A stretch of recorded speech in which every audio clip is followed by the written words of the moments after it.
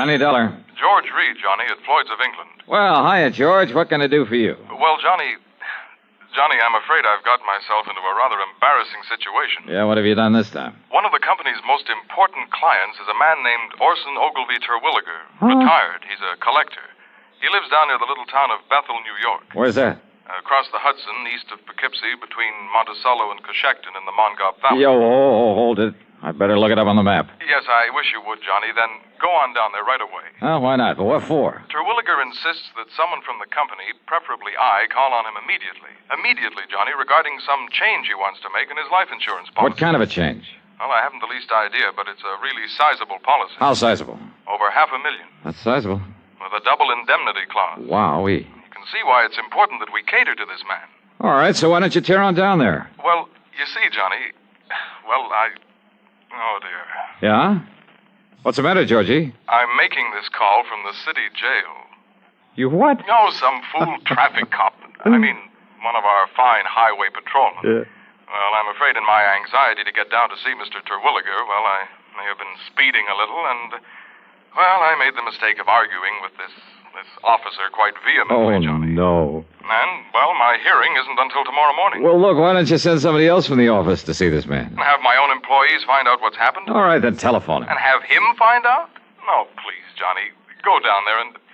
Listen, I'll double whatever your expenses are and give you $100 besides. Oh?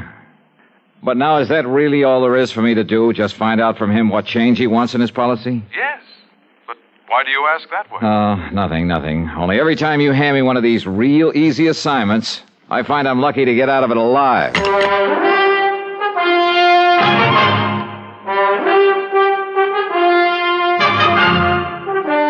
CBS Radio brings you Bob Bailey in the exciting adventures of the man with the action-packed expense account, America's fabulous freelance insurance investigator. Yours truly, Johnny Dollar.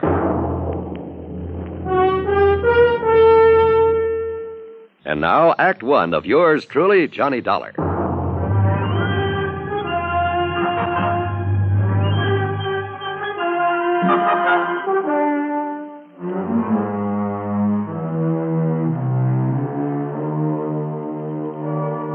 Expense account submitted by Special Investigator Johnny Dollar to Floyd's of England, North American Office, Hartford, Connecticut. Following is an account of expenses incurred during my investigation of the collector's matter.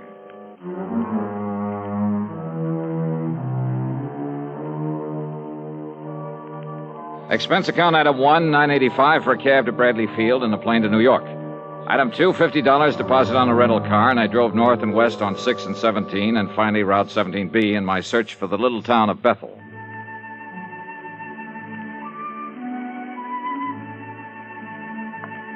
The foot of the Catskills country is mighty beautiful this time of year.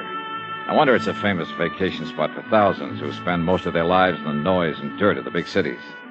Lots of mountains, trees, fresh air, and flowers. The so-called town of Bethel was little more than a crossroads with a couple of general stores and gas stations and Emma's Hotel. At Emma's, I asked directions to the Terwilliger place. Oh, you mean the big place over the lake? Well, I don't know, is it? Yeah, it's a beautiful place. And if they do decide to sell it, well, you know the rumors about it. Yeah, well, how do I get there? Well, you see that road right across the highway? Yeah, I see it. Well, first you pass Lake Superior, the Scott place. Yeah. About a mile and a half, maybe 2 miles. You see a turn to the left. Uh-huh. It takes you up the side of the little mountain to the big house. Okay, thanks. Such a narrow, twisting road, though, so be careful when you drive. Oh, sure, and I'm not such a beautiful view it gives of Mr. Terwilliger's private lake. Oh, that's fine. I'll give it a good look. And maybe he'll show you his wonderful collection of guns and weapons that he has. Yeah, beautiful guns. Yes, I'll ask him about him, and thanks and again. when you come back, if you feel like a nice cool beer on this hot weather. Yes, I'll stop by again. Thanks.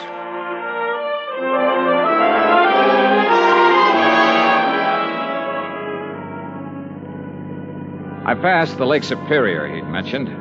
Then a couple of miles beyond, made a left turn that put me on the narrow, winding road up the side of a hill above another, a smaller lake. I wondered why Terwilliger, with all his money, hadn't improved this road, and thought of what might happen to someone trying to negotiate it too fast. Well, I didn't have time to think about it for long. Huh?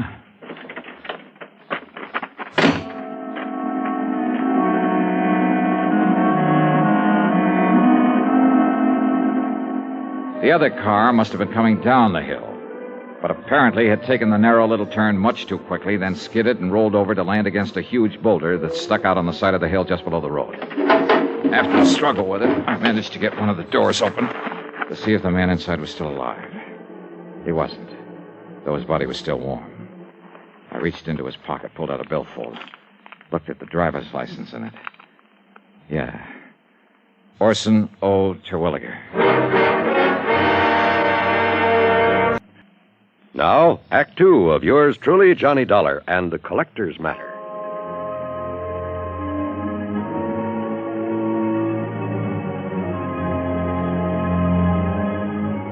Yeah. The man lying there in the car that had skidded off the road was the man I'd come to see. Orson O. Terwilliger. And he was very dead. Not knowing what sort of police or medical facilities the town of Bethel had to offer, I decided to poke around a bit. But before I could lift the body out of this car, another one came down the narrow road from the direction of the big house on top of the hill.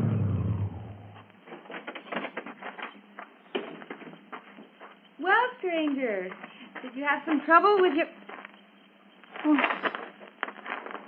Oh, no, that's Orson's car. This gal was a doll, maybe 5'2", with blonde hair and, for a moment, sparkling blue eyes. And a figure inside her tight blue capris and yellow silk shirt that would have made any man turn his head. She stood there a moment, staring at the body, a look of utter disbelief on her lovely face. Then I caught her as she started to slump to the ground, hands covering her face, her whole body shuddering with her sobs. I'm sorry. I'm terribly sorry. Why did a thing like this have to happen? Just when Orson and I were... Easy now. Easy. Just take it easy. If it makes you feel better, go ahead and... No. What good is it to cry over him? It won't bring him back to life. No, I'm afraid nothing will now. Why does it have to happen to people like... I'm terribly sorry. I didn't mean to throw myself into your arms. That's perfectly all right. The shock of suddenly...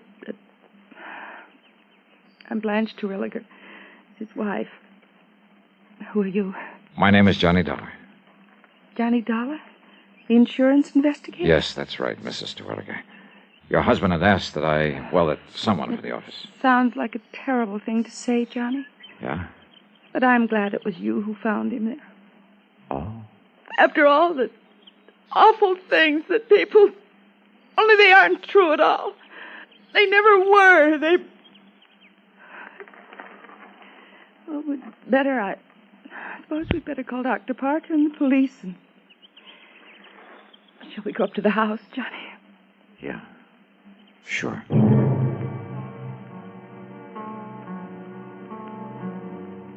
At the house, I made the call to Dr. Parker.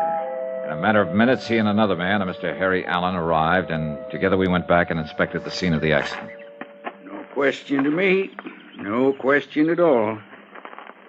Yes, Mr. Dollar, I'm the whole police force here in Bethel. Somebody's got to do it. I see, Mr. Allen. Chief. Don't you agree, Doctor? Plain as day, isn't it? Yeah, Chief. Mr. Dollar, it's just an unfortunate accident. Those marks on his head and body are simply a result of the car rolling over. All of them, Doctor? Why Orson didn't know better than to take this turn too fast is... What did you say, Mr. Dollar? Well, this bruise on his forehead when he struck the windshield. That's right. Killed him instantly. And here, on his chest, from the steering wheel. Uh-huh. But that round contusion, I guess you'd call it, there behind his left ear. Small, a perfect circle. Something inside the car when it rolled. Was it? Yep. Maybe. Suppose you show me one thing, anything, inside the car that could have made that clean, clear mark. Now, you look here, Dollar. Yes, Chief. It was pure accident that killed him, no doubt about it. The doc knows it, I know it, and you know it. Just because you're one of these high-powered, big city-type special investigators, just don't let your imagination run away with you. Chief is right, Mr. Dollar. Sure. Now, come on. Let's haul the body up to the house and help Mrs. Terwilliger make arrangements with that funeral home down to Monticello. Anything else we can do. Very good idea, Chief. And, say, Dollar, you're a healthy young buck with a sharp eye. Now, what's that supposed to mean? Well, now you tell me the truth. Don't you think Terwilliger's wife is one of the prettiest girls you ever did see? Yeah, she is. Such a shame that she and him never really... Rumor, Chief. That's just a lot of idle gossip. Yeah, Doc. I guess you're right. Is he, Chief? Huh? I wonder.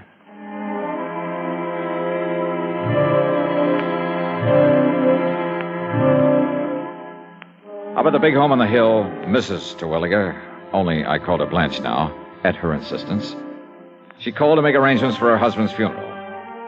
Considering her obvious shock over the whole affair, she was doing very well. She'd also called one of the local garages to remove the wreck of the car.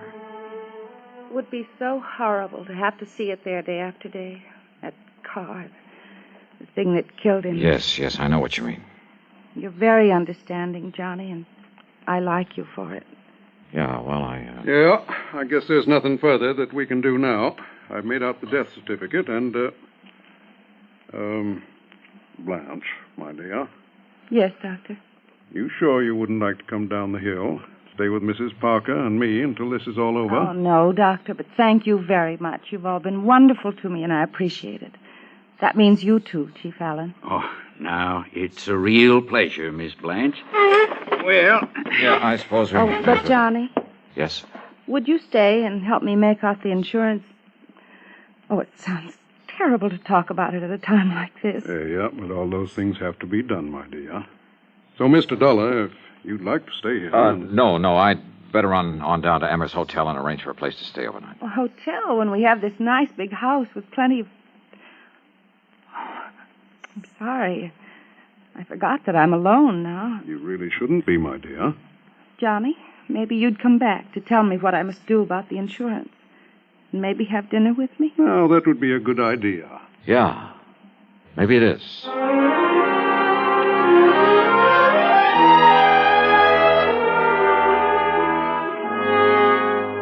Expense account item 3, 90 cents for a phone call at Emmer's Hotel.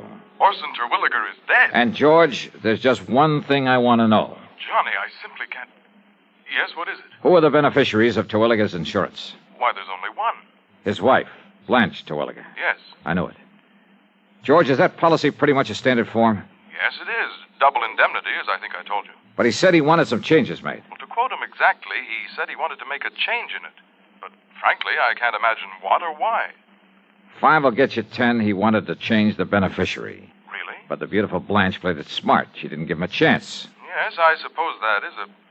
What? Yeah. Now, Johnny, no, listen. If you mean what I think you do, what I mean is... Yeah, George. Give it some thought.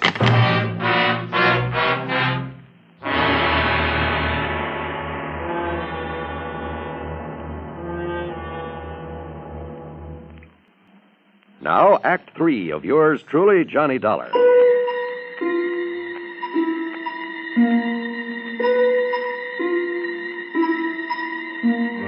Dr. Parker and Chief Allen were convinced that Terwilliger's death was accidental. Well, I wasn't. Yet, all I had to go on, some talk the Terwilliger place might be put up for sale, meant nothing in itself unless I could find out why. Or perhaps the reason might tie in with the rumors, the gossip that had been mentioned to me. Rumors of what? That Blanche and her husband weren't getting along? As for actual evidence that he was murdered, all I had to go on was that funny little mark behind his ear. I borrowed a flashlight there at the hotel and drove back to the scene of the so-called accident. I went over the ground with a fine-tooth comb. Nothing. Then I went up to the place where the car must have started its skid. I searched the bushes all around, and then... Wait a minute. What under the sun is... And more important, where did it come from? It's much longer than an ordinary. As for the fletching...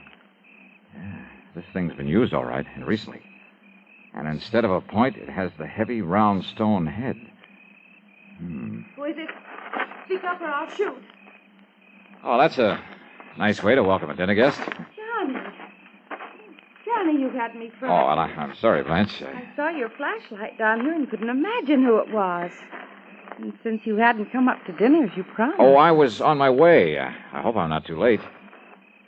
Hey, do you always wander around carrying a gun? Oh, I'm sorry.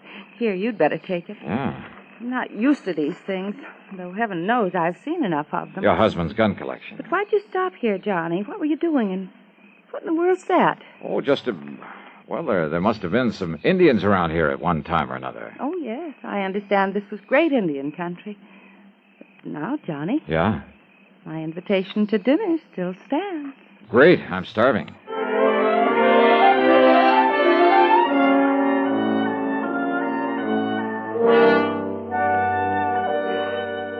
Well, mighty fine dinner, Blanche. More coffee? I'm almost embarrassed, though.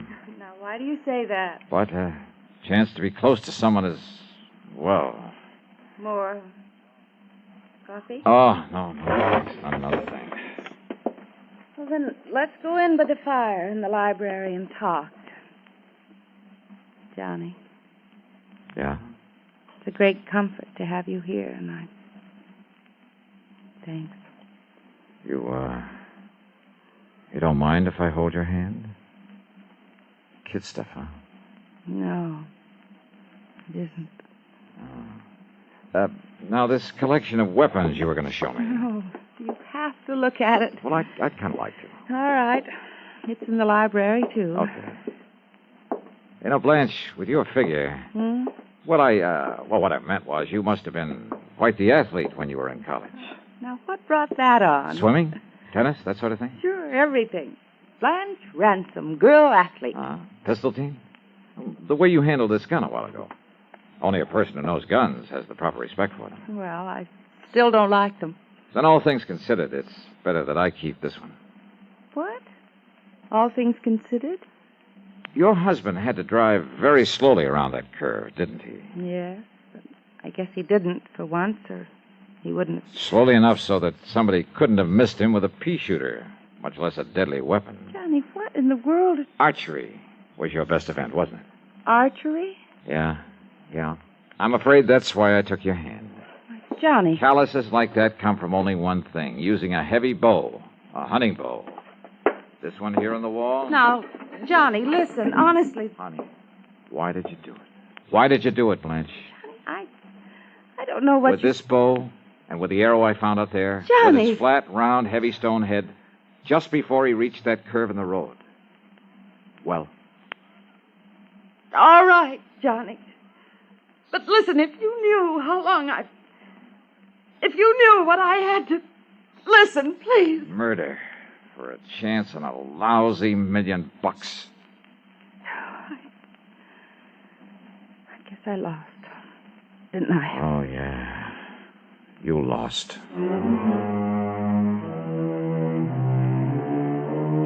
And according to the law, no person convicted of the murder of the decedent shall be entitled to any portion of the estate, including the insurance. But just don't forget my commission on that amount. Expense account total, including room and board at Emmer's and the trip back to Hartford, $185.60. Doubled. Yours truly, Johnny Dollar.